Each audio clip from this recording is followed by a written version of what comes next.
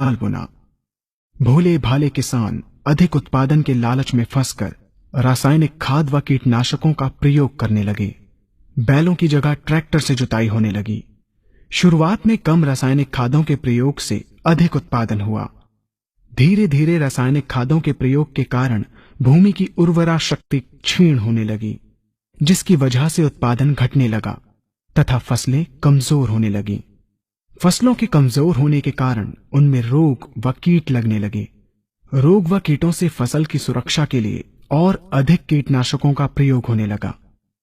एक तरफ ज्यादा उत्पादन के लिए अधिक रासायनिक खादों का प्रयोग होने लगा, वहीं दूसरी तरफ फसलों को रोग व कीटों से बचाने के लिए अधिक विषाक्त कीटनाशकों का प्रयोग बढ़ गया, जिसके कारण उत्पादन लागत बढ़ी और किसान को लाभ कम होने लगा, बल्कि छोटे किसान कर्ज में डूबने लगे।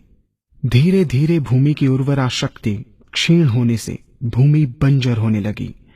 रासायनिक खाद व कीटनाशकों के कारण खाद्यान्न भी विषाक्त हो गए तथा जलवायु भी प्रदूषित हो गई, जिसके कारण मानव पशु पक्षियों के स्वास्थ्य पर प्रतिकूल प्रभाव पड़ा, जिसका परिणाम आपके सामने है। मानव स्वास्थ्य पर रासायनिक खादों के पड़ने वाले प्रभाव को आप ऐसे समझें। जब किसान फसल में रासायनिक खाद डालता है तो रासायनिक खाद में उपस्थित विषाक्त रसायन जल में घुलकर सबसे पहले जल को प्रदूषित कर भूमि के अंदर उपस्थित केचुए व सूक्ष्म जीवाणुओं को मार देता है। ये बात सभी किसान अच्छी तरह से जानते हैं कि केचुए व अन्य सूक्ष्म जीवाणु भूमि की उर्वरा शक्ति को बढ़ाने के लिए अति आवश्यक होते हैं। विषाक्त रसायन के कारण इनकी मृत्यु हो जाने से भूमि की उर्वरा शक्ति नष्ट हो जाती है तथा भूमि कठोर होकर बंजर होने लगती है। रासायनिक खादों के विषाक्त रसायन पानी के माध्यम से अन्य खनिजों के साथ फसल के अंदर पहुंचकर फसलों को विषाक्त बना देते हैं।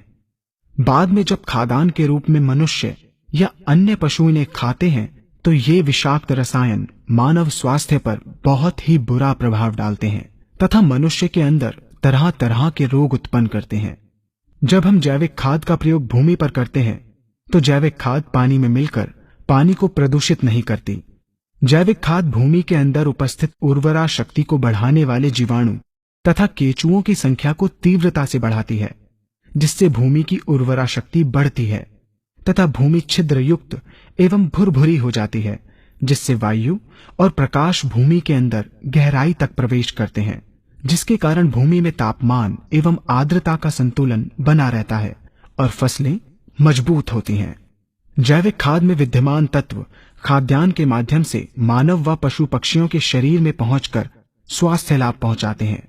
जैविक खादों के प्रयोग से फसलें अच्छी और मजबूत होती हैं, जिसके कारण उन पर रोगों एवं कीटों का ज्यादा प्रभाव नहीं पड़ता।